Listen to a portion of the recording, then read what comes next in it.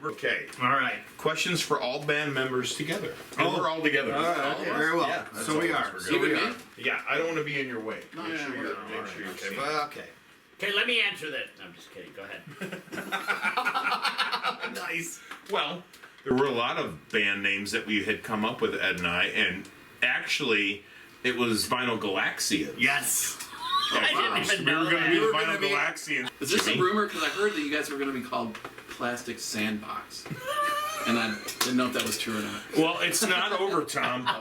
Maybe next year we're the Plastic Sandbox, which everybody's had one. Our acoustic, But no, our acoustic version will Yeah, be... our acoustic shows will be called Plastic Sandbox. Yeah, exactly. Vinyl Yes. Arcade. Yes. But so I said, well, how about Vinyl Arcade?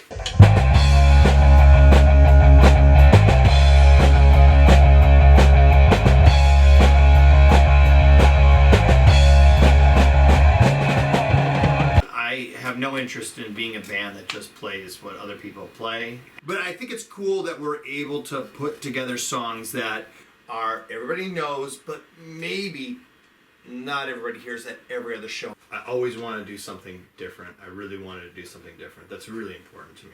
I know now it's kind of hip to be into like yacht rock and light rock and all that stuff, but I'm one of those weirdos that was listening to it back in the 90s and the 2000s when everybody was into like grunge rock. I was still listening to Barry Manilow and Air Supply and Neil Diamond and stuff, along with everything else. But so I think one thing I've always done in any band that I've been in is I've wanted to take some of those softer rock songs, those light rock songs, if you will, and give them a little bit of, and redo them with a little bit of a punk edge or a little bit of a heavier edge. I was disappointed to find out that there was a band called the Me First and the Gimme Gimmes that had been doing it for many, many years. So that was kind of like something I really wanted to bring to Vinyl Arcade. Our own spin on songs, a little sped up and stuff. And then there's the TV themes. I think in every band I've been in, I've always done at least one TV theme. But I've never really explored the theme, like really given it the full attention. So I thought, you know, Keith really wants to do that 70s and 80s vibe. And in the 70s and 80s, there were fewer TV stations. And so we were all watching the same shows. I mean, like in the 70s, you didn't even have VHS. So we were not only watching the same shows, we were watching the same reruns.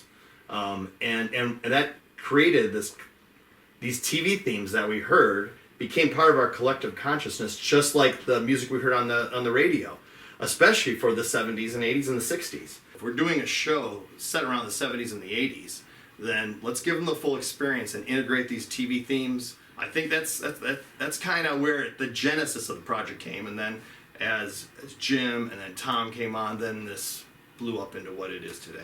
Honey, where should we go? Let's see. Well, we'll get a good 3 or 4 minutes out of Vinyl Arcade. Well, Yeah, then let's see go. that. Yeah, right. It'll be the best 3 or 4 minutes we've ever had. Yeah. This is why we're a good band. Well, from the beginning of the origin of this band, we were never going to do anything that was exactly like what we were trying to do. So we would always say, hey, we could do this song, but let's do it a Vinyl Arcade style. It's really important. We don't use tracks. All right, so we're not trying to give you an exact replication of the song that you'd hear on the radio or something super close to it. What we do is 4 people get up on stage and try and reinterpret the song and hit you over the head with it in our own style, bringing what each one of these 4 musicians brings to that interpretation of the song. And that's why you'll hear songs played that you like.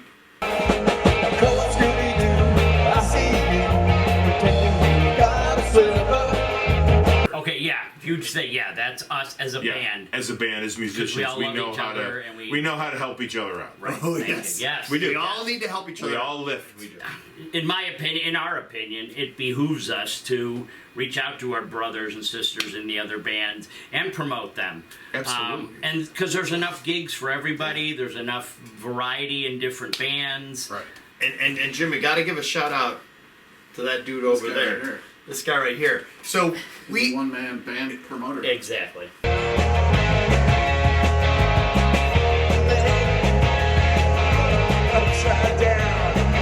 I love everybody. But yeah, Keith I think is- Keith did something really cool Yeah, stuff with- for the right here at the Gold Top, right where Yes, we're actually sure. recording this right now. Yeah, the Gold Top A couple Lounge of years in the record ago, room, by right? the way. I Yeah. mean, a couple of years ago, like he just said, "Hey, I'm going to bring all these bands in the Cleveland music scene." Yeah, you know, we like- had musicians night here Right. twice, Yeah. Yes, and we had and we big- had the a big lot players. of local.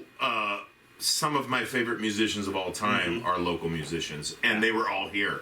All the heavy hitters that I consider heavy hitters decided, hey, let's go check out what's going on at the Gold Top Lounge. And we've had a couple, and it was a great bonding experience. We More you- love all of you. The more you talk to the people in your community, the people that are in your music community, the more you learn about them, and you often realize how much you have in common with them. Yeah. It breaks down some of the walls. And, does, and there's no need to be walls. Yeah, so I think I can say, as somebody who's been like in it, for a while now, like, forever. so that the Cleveland scene has changed slightly, and it has actually opened up a lot more, and I'd say opened up a lot more in the last 10 years, and it's a lot of key. support for each other. It's the Cleveland Musicians Fundraiser, which also there's just been that's certain been things huge. where That's been huge.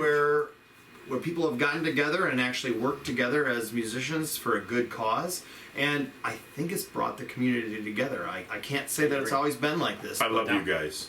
Yeah. The main thing here is that you need to support your local musicians. Yes. I said because Cleveland, beyond everybody else, has the best local think music so. scene, big in Japan. Oh. One of our favorite bands. Yeah. We love all those guys. and we love you all. Yeah. Absolutely. I love you. Said. And I love you. I love you.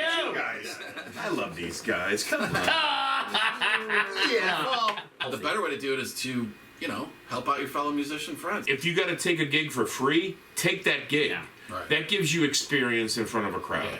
Go to jam nights. Yes. Play with as many different musicians as you can. Jim's played with more different bands than any of us. Try and find a band where everybody's on the same page and we all love each other. Right. I mean, that's That's the success of us. the magic. That's the goal. And also play with people that are better than you. Take your eyes off yourself, just Yeah. and have fun. If you're looking to make it a career and really go all in on it, you really have to become a team player. Favorite gig? Oh, that's a toughie. Oh, that's tough. Favorite gig was probably, and I don't know if the other guys will say this or not, but I believe it was called Jackson Amphitheater. The Jackson Township was so cool. Jackson Township Amphitheater, because we were treated like royalty. We got treated like royalty. Treat you like royalty. And the coolest thing is we got to play with Disco Inferno.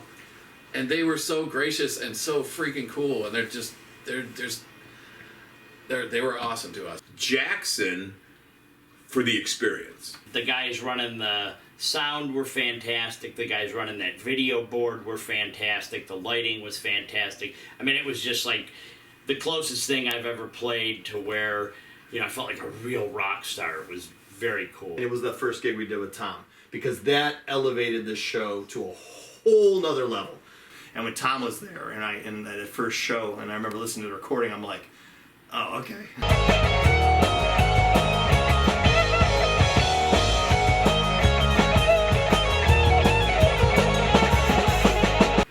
I got to start with Kiss because when I was 7 or 8, everybody had Kiss records. I'm like, who the hell's Kiss? And then I saw the album covers. Like, whoa, these guys look so cool. So I probably wouldn't even be playing guitar if it wasn't for Kiss. I would say my biggest band or individual rock star influence would have to be Kiss. It's probably the Beatles and Kiss, because they're funny and crazy. Rush, Neil Peart. It was a big influence on a lot of drummers. Something that has surprised me about the band, The longevity of this band. the longevity so far with all of us. We've had some really crazy gigs in crazy spots, and we still seem to grab at least one fan from every show we've ever done. This almost makes me cry. How popular it's become. It's just the joy and the smiles that you see on these people's faces. I didn't anticipate being able to get that kind of energy back from a crowd ever. So Awesome. All right, there we go. crazy kids. I hope the batteries haven't died yet.